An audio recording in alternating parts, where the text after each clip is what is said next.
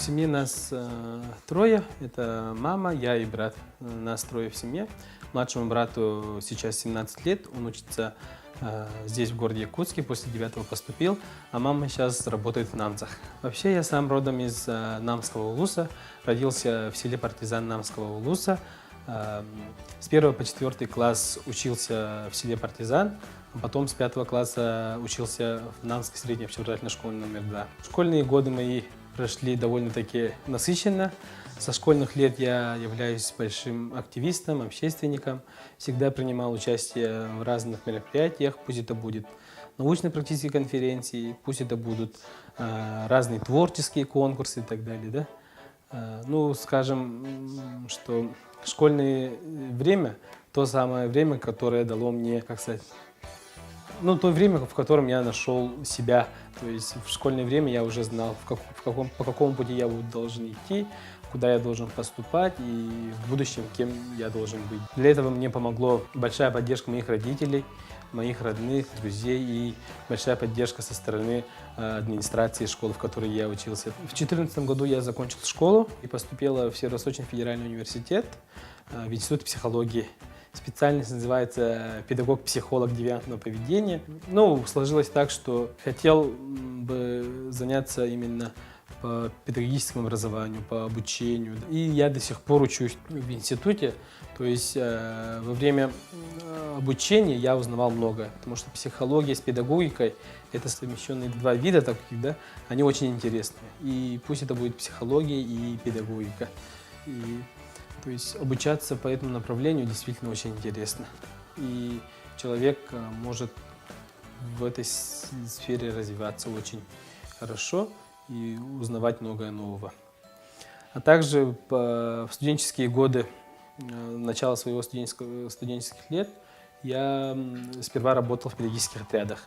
То есть именно педагогические отряды, с первого курса вступил в ряды педагогических отрядов. Они тоже дали очень такой большой шаг мне, именно преодоление себя, преодоление своих страхов перед выступлением, да? Потому что работая в педагогических отрядах, работая вожатым, да, ты берешь на себя очень большую ответственность.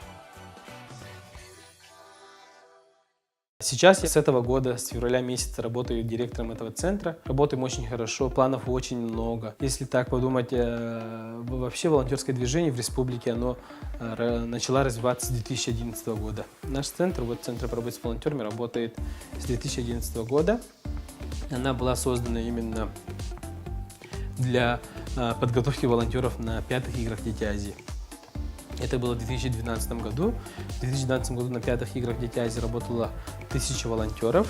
Это был такой большой проект, масштабный. После 2012 года волонтерское движение начало развиваться в нашей республике, то есть уже с большими оборотами, так скажем. Вообще волонтерская деятельность, она очень обширная, имеет очень-очень много направлений.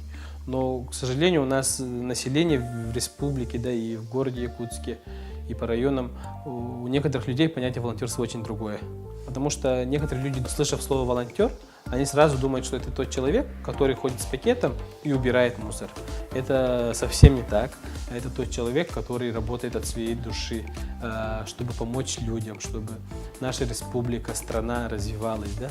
И я скажу, что этот стереотип мы уже победили. На разных больших республиканских мероприятиях, да, которые проходят у нас в республике, добровольческие акции, весенняя неделя добра.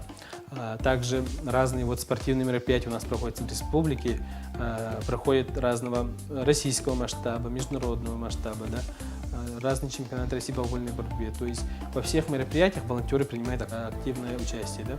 То есть сейчас, так скажем, ни одно большое такое мероприятие не может проходить без волонтеров. То есть потребность в волонтерах, она очень высокая. Про школу волонтеров, если рассказать, школа волонтеров направлена именно на популяризацию и развитие добровольческого движения в республике. По моему мнению, волонтер должен обладать такими качествами, как ответственность, во-первых, потому что быть волонтером – это очень ответственно. То есть, пусть это будет международное мероприятие, пусть это будет республиканское какое-то, да. На играх Дети Азии волонтеров можно было считать как лицо республики, да.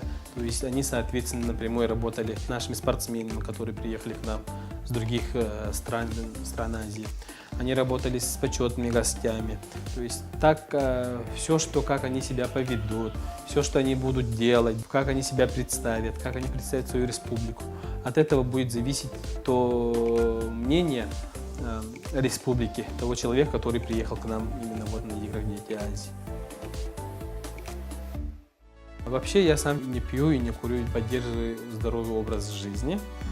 Вот. Вообще для меня понятие ЗОЖ это должно быть так, потому что у большинства населения есть такое понятие, если ЗОЖ, то ты должен не курить, и не пить, и остальное не делать, да. Если вообще понятие ЗОЖ, оно очень обширное. У каждого человека это понятие другое, да. А еще это спорт, это связано со спортом. Надо вести активный образ жизни, всегда поддерживать себя, да, чтобы у тебя здоровье все было хорошо. Этим должны заниматься именно с малых лет, именно родители, я считаю. Потому что многое зависит от родителей, как они будут себя вести со своим ребенком. Потому что ребенок же, он учится на примерах, то есть он будет делать то, что делает его родитель.